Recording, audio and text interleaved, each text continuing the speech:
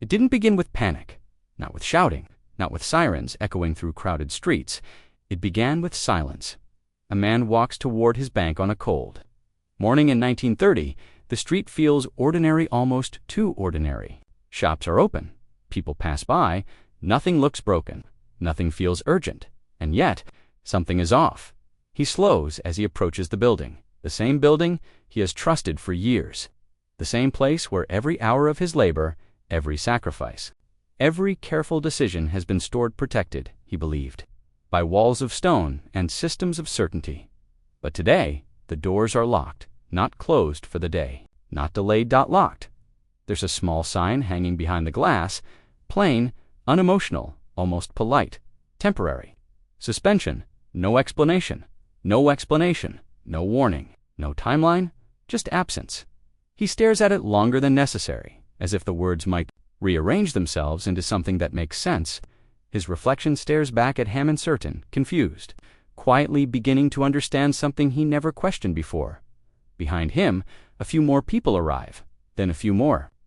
No one speaks at first, because no one fully understands what they're looking at, and that's how it begins. Not with chaos, but with confusion. Because here's the truth that hides in plain sight. Banks don't fail loudly, they fail quietly. By the time panic reaches the streets, the money is already gone. At first, the man doesn't panic. Panic requires clarity, and this moment offers none. Instead, there's a strange delay, like the mind refusing to process something too disruptive to accept. He tries the door again, still locked. He knocks, no answer. And slowly, the realization begins to spread, not just through him, but through the small crowd forming behind him. Something fundamental has changed. Not the building, not the sign, but the meaning of everything they believed. Because the bank was never just a place, it was a promise. A promise that money stored would remain accessible. A promise that time and effort could be preserved. A promise that the system worked, and now that promise feels uncertain. Across the country, the same scene is repeating. Different streets, different banks, same silence, same sign, same confusion, turning slowly into fear. And behind every locked door, the same invisible question lingers. Where did the money go? Because money doesn't just disappear, it moves quietly, rapidly, often before anyone notices. And during the early years of the Great Depression, that movement became everything. Millions of people believed their wealth was safe because it was stored, because it was accounted for, because it was written down in ledgers, protected by institutions they trusted without question. But trust, it turns out, is not the same as security. When belief in the system begins to crack, the system itself begins to shift. Not because the money is gone, but because access to it is no longer guaranteed, and access is everything. But here's where the story takes an unexpected turn, because while crowds gathered outside banks, demanding answers, demanding access, demanding certainty, a small group of individuals were nowhere to be found. They weren't knocking on locked doors. They weren't waiting for explanations. They had already moved quietly, strategically, without panic. They didn't withdraw everything overnight. They didn't react to headlines. They didn't follow the crowd. They acted earlier, not because they predicted the exact moment of collapse, but because they understood something deeper than timing. They understood structure. They understood that the system designed to protect their money was built on conditions, on trust, on stability that could, under pressure, disappear. And so they made a decision most people never even consider. They reduced their dependence. Some converted their savings into physical forms, gold assets, things that couldn't be locked behind a door. Others spread their wealth across places the system couldn't easily control. They didn't escape the collapse. They stepped outside of it. And that difference changed everything, because in moments like these, survival isn't about speed, it's about position. By the time the crowd reacts, the opportunity has already passed. By the time panic becomes visible, the system has already shifted. And that leads to a question that feels uncomfortable, but impossible to ignore if your money can become inaccessible without warning. Was it ever truly yours to begin with, or was it simply available? Until it wasn't, and if history has already shown us this pattern, if the signs have appeared before, if the strategy has already been used, then the real mystery isn't what happened in 1909. It's this: why do so few people see it coming? And even fewer prepare for it. The world of the late 1920s didn't feel fragile. It felt invincible. Cities were expanding, industries were accelerating, and the rhythm of progress echoed through every headline. There was a quiet, unshakable confidence in the era belief that humanity had finally mastered the unpredictable nature of economies. The chaos of the past, it seemed, had been solved. Markets climbed higher with each passing month. Ordinary people, teachers, shopkeepers, laborers, were entering the stock market for the first time, convinced that prosperity was no longer reserved for the elite. Wealth wasn't just growing, it was spreading. Banks stood at the center of this transformation, massive buildings of stone and marble, designed not just for function, but for perception. They were meant to feel permanent, unmovable, safe, inside. Money didn't just exist, it rested quietly, as if untouched by risk. But that perception was carefully constructed, because beneath the polished floors and confident smiles was a system, far more fragile than it appeared. Banks were not simply storing money, they were multiplying it. When a person deposited money, it didn't sit idle. It was loaned out, then reloaned, then leveraged again. A single dollar could ripple through the system, creating the illusion of abundance where only a fraction actually existed. Here lies the paradox. The more deposits a bank held, the stronger it appeared. But the more it lent out, the less liquid it became. Strength was an illusion created by activity, and activity was everywhere. Loans expanded rapidly. Credit became easy. People borrowed not just against what they had, but against what they expected to have. The future itself became collateral. And for a while, it worked. Growth reinforced confidence. Confidence fueled more growth. The system fed on belief, expanding faster and faster, like a machine that had forgotten how to stop. But every system built on acceleration carries a hidden weakness. It depends on continuity. The moment that continuity is interrupted, everything changes. The break didn't come with a dramatic crash, not immediately. It began as a subtle shift, a hesitation, a slight pullback, a whisper of doubt that moved quietly through markets and institutions. And doubt behaves differently than information. Information is processed. Doubt is felt. It spreads faster, deeper, more unpredictably. Investors began to question valuations. Lenders became slightly more cautious. Small cracks appeared in a system that depended on uninterrupted belief, and then the cracks widened. The stock market didn't just fall, it wavered, recovered, and then fell again.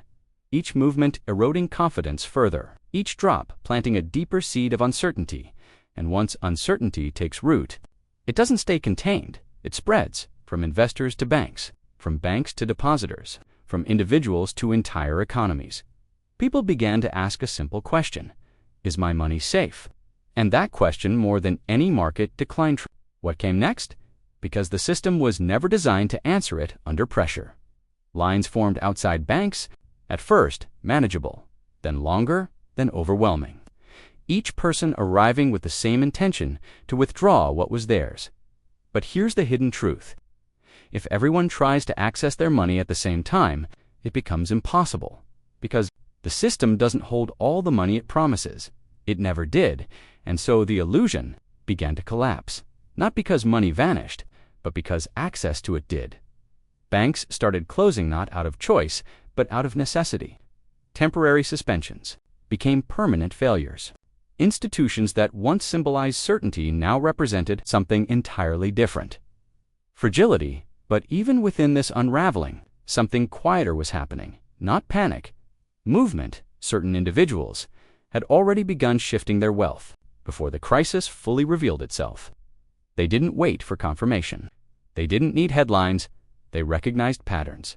They saw the rapid expansion of credit, the increasing reliance on confidence, the growing distance between perceived wealth and actual liquidity. And they acted. Some withdrew portions of their savings. Not everything, but enough to reduce exposure. Others converted their wealth into forms the system couldn't easily control: gold, land, tangible assets, things that didn't depend on institutional promises. They weren't escaping the system entirely. They were stepping slightly outside of its most fragile points. And that subtle shift made all the difference, because when restrictions came in, they did options narrowed quickly. Governments intervened, not to rescue every individual, but to stabilize the system as a whole. Bank holidays were declared, withdrawals were limited. Movement of capital was controlled, not as punishment, but as preservation, because the system, when threatened, protects itself first, and in doing so, it reveals its true priority: survival, not fairness, not accessibility, survival, not the collapse.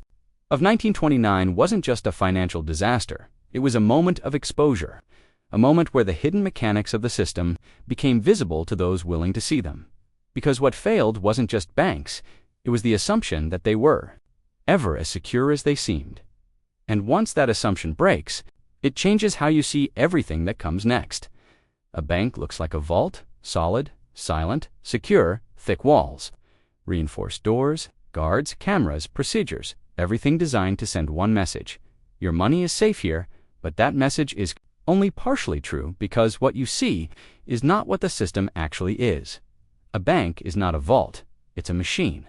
And like every machine, it follows a design structure built not for stillness, but for movement.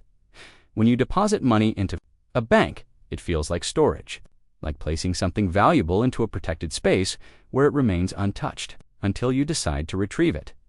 But in reality, the moment your money enters the system, it stops being still. It begins to move. Your deposit becomes someone else's.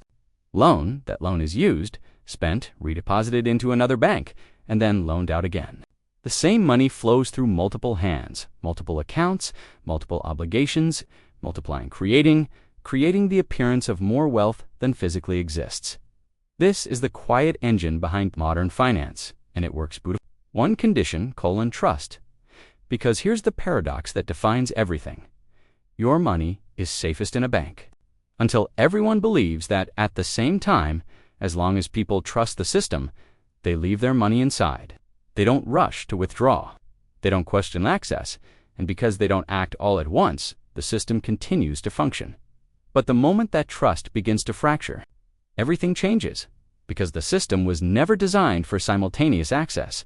It can't be. There is not enough physical liquidity to satisfy everyone at the same time, not because of corruption, not because of failure, but because of design. The system is built on flow, not storage, and flow requires stability. When confidence is high, money moves quickly. Loans expand, credit becomes easier. The system grows, stretches, accelerates. Everything appears strong because activity creates the illusion of health, but activity is not the same as stability. In fact, the faster money moves, the more fragile. The system becomes under stress. This is where another hidden dynamic emerges: velocity versus stability. The higher the velocity of money, the faster it circulates, the thinner the margin for disruption. Small shocks become amplified, minor doubts become major reactions, and when those reactions begin, the system doesn't gently slow down, it stumbles, then it locks. Because when people begin to question access, they act. Withdrawals increase. Liquidity tightens. Banks must meet demand with limited reserves, and that's when the illusion becomes visible. Not all money is immediately accessible. Not all deposits are waiting quietly to be withdrawn. Most of it is already somewhere else loaned, invested, committed.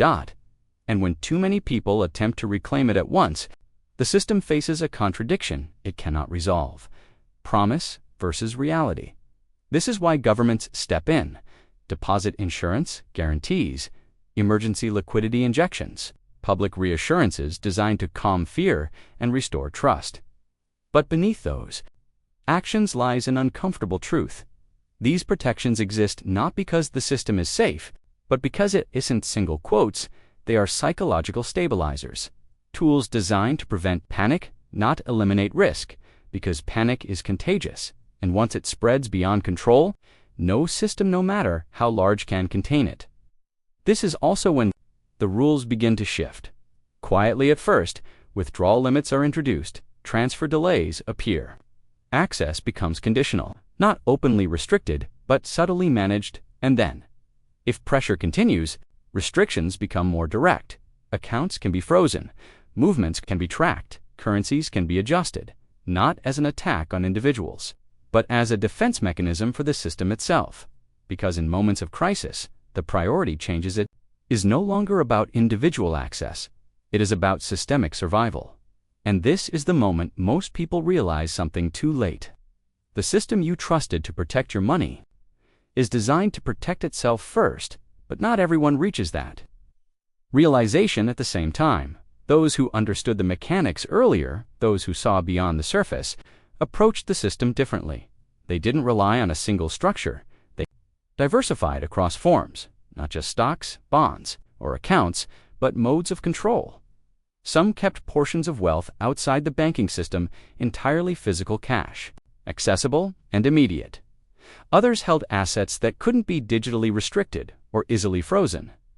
Some spread their exposure across different institutions, different regions, different systems, not to maximize returns, but to reduce dependence. Because dependence is the hidden risk most people ignore. Not market volatility, not price fluctuations, but reliance on a single point of failure. And once you begin to see the system this way, the question shifts. It's no longer about where your money grows the fastest. It's about where it remains accessible under pressure, where it survives when conditions change, because systems don't collapse randomly. They strain, they adapt, they protect themselves. And in doing so, they reveal exactly how they were designed all along. So the real question is no longer about trust, it's about understanding. Because once you understand the mechanics, you stop asking if your money is safe and start asking something far more important. What happens to it when the system is forced to choose between you and itself? A single bank can fail in silence. A single city can struggle without being noticed. But a system cannot collapse quietly, because systems are never isolated.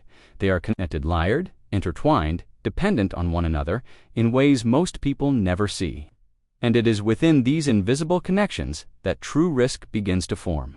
In 1929, the collapse didn't remain confined to one market, one institution, or even one country. It spread subtly at first, then with increasing force across borders, across economies, across the very structure of global finance. What began as a fracture in confidence became a chain reaction. Trade slowed, currencies destabilized. Banks in distant countries began to feel pressure from events they did not directly cause, because beneath the surface, everything was linked. Here lies the deeper paradox. Diversification within a system does not protect you. If the system itself is vulnerable, owning accounts in multiple banks feels like safety. Spreading assets across different institutions feels like protection. But if those institutions share the same underlying risks, if they rely on the same flows of capital, the same confidence, the same fragile assumptions, the diversification becomes an illusion. Because when the foundation shakes, everything built upon it moves together. And this is where the story shifts, from what is visible to what is not, because while public attention focused on collapsing banks and falling markets, something far more important was happening behind the scenes. Money was moving, not the money people could see, not the balances printed in ledgers, but the capital controlled by those who understood the system at a deeper level. Capital doesn't wait for confirmation, it anticipates, it reacts to signals that most people overlook: subtle changes in liquidity, shifts in policy, early signs of strain within interconnected markets. And when those signals appear, movement begins. Quietly, strategically, often invisibly. Large amounts of wealth began to shift across borders, across asset classes, across systems. Themselves, not in panic, but in preparation. Because those who understood the structure knew something critical. When systems begin to strain, exit doors exist, but only temporarily. Foreign currencies offered one path. Commodities like gold offered another. Land, tangible, immovable, independent, became a form of security that no institution could freeze overnight. These weren't random choices. They were structural decisions, ways of stepping partially outside the reach of a failing system. But here's the catch that history reveals again and again. Exit doors are always visible until they aren't. Because once panic becomes widespread, those doors begin to close. Governments impose controls. Currency exchanges become restricted. Movement of capital is monitored, limited, sometimes stopped entirely.